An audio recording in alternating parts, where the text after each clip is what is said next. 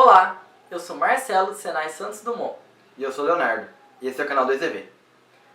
Hoje iremos falar de laminação, que é um processo de transformação mecânica mais utilizado nos metais.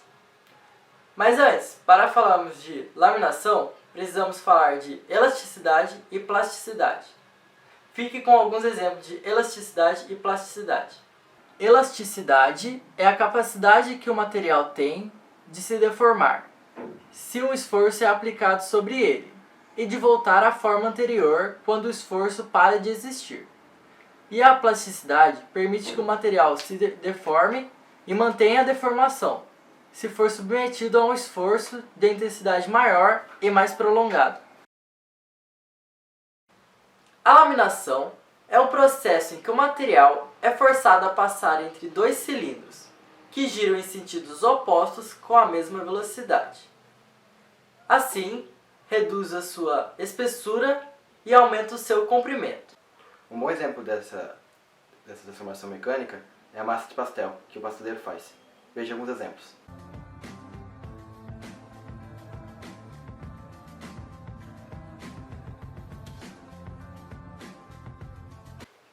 A máquina que executa esse processo se chama laminadora, e tem como peça principal os cilindros, que podem ser 2 ou mais, sendo feitos de aço especial ou ferro fundido.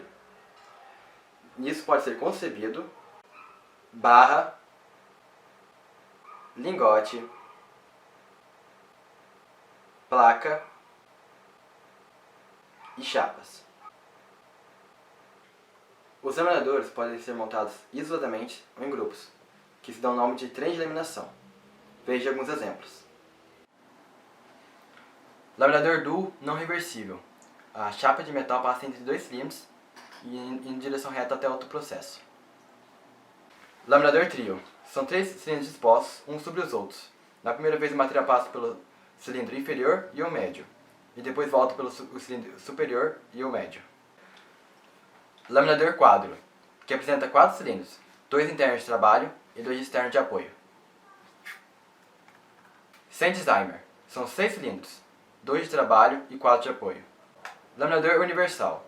Ele tem 4 cilindros combinados, 2 horizontais e 2 verticais.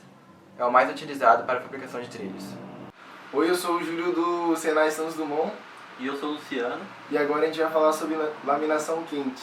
Essa etapa inicial do processo de laminação, no qual o material é aquecido a uma temperatura elevada.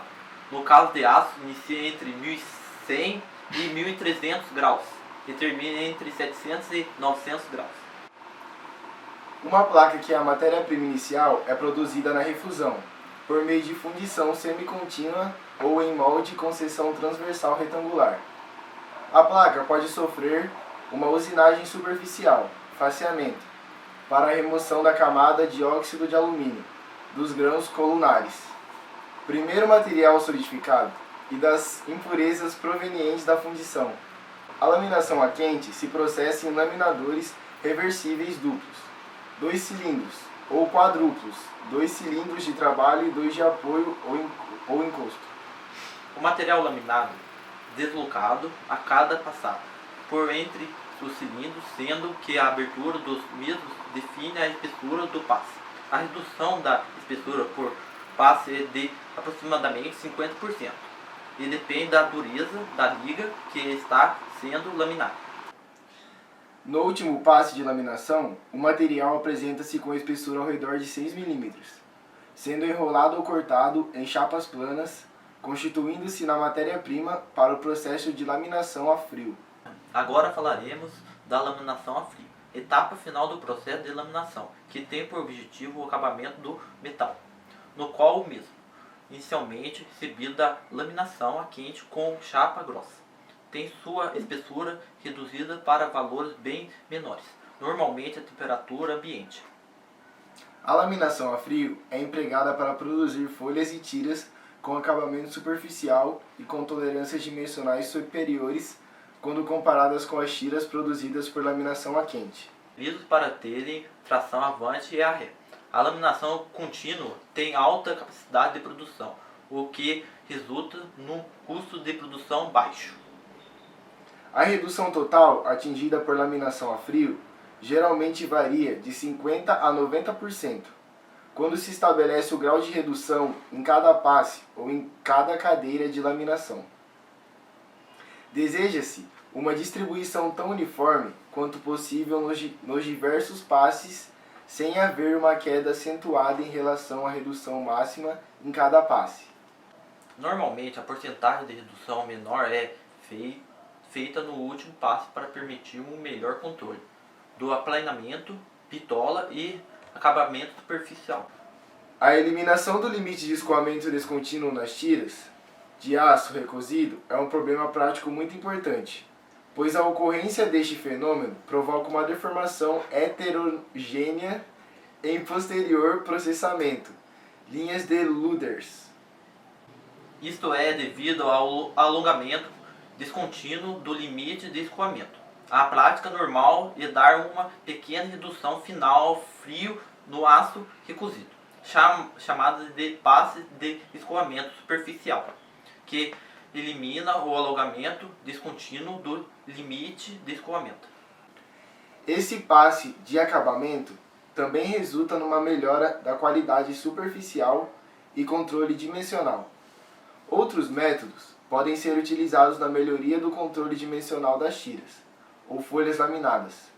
Entre estes estão o aplanamento por rolos e o desempeno por tração, onde os tipos de laminação são aplicados.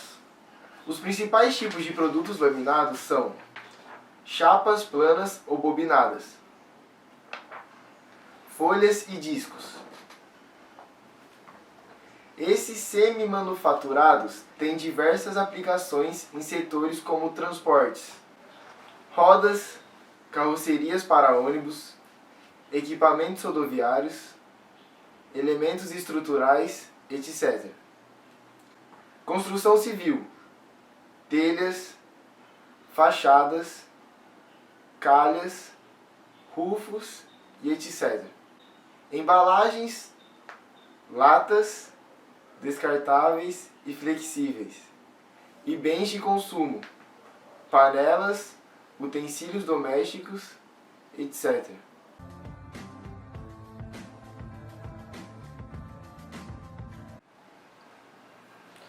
Vazios são locais da placa em que aparecem buracos que fazem que toda a especificação do material perca sua propriedade. Exemplo: se o material for bastante duro, ele perderá sua dureza por conta dos buracos. Gotas frias são pingos de metal que solidificam na lingoteira.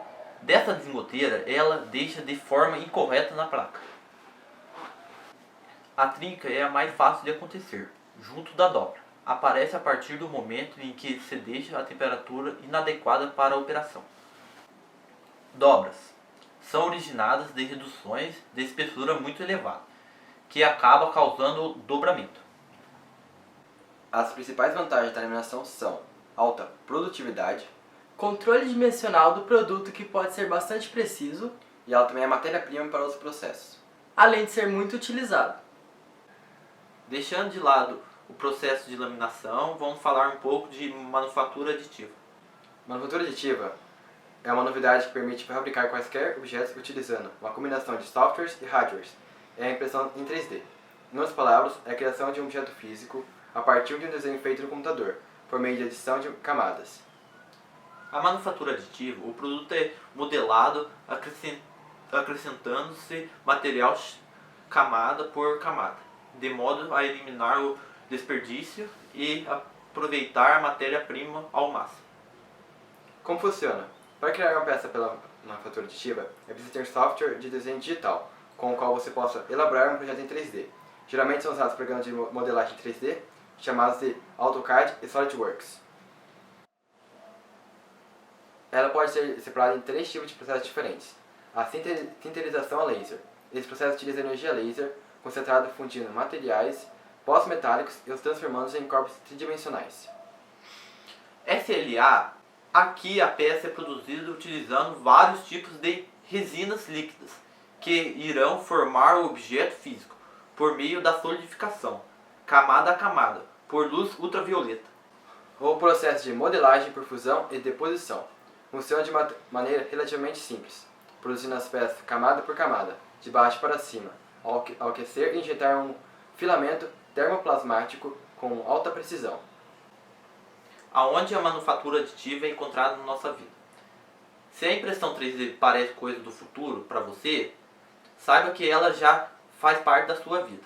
Essa tecnologia já está sendo usada pela maioria dos fabricantes de produtos que consumimos, como eletrodomésticos, elevadores, carros e até mesmo na sua casa. Com ela dá para construir protótipos de novos produtos antes de lançar no mercado, e até mesmo pequenos objetos no dia a dia, como saboneteiras, saleiros e decorações, tudo feito de resina ou plástico. Bem, esse foi o processo de manufatura aditiva. Espero que vocês tenham gostado. Essa foi a explicação dos processos de laminação. Quem gostou, Curte e compartilhe no nosso canal. mas não se esqueçam de usar EPI.